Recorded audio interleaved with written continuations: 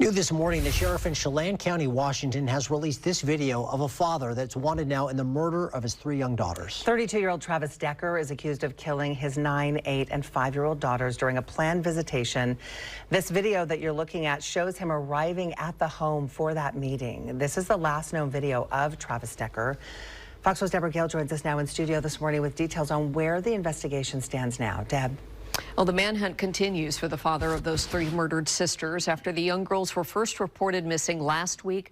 Then their bodies were found Monday.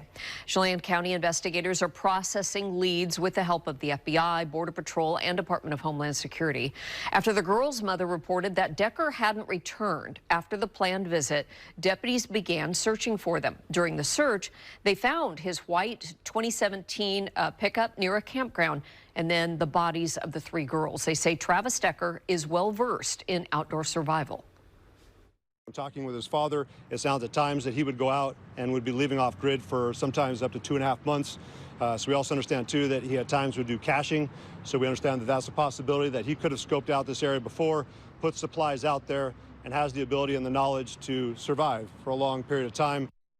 Decker faces charges of murder and kidnapping. Detectives believe the girls died from asphyxiation and say that their wrists were zip-tied.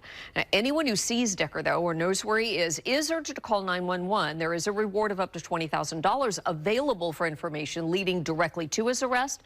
The deputies say any witness who sees him should not approach or contact him for their own safety.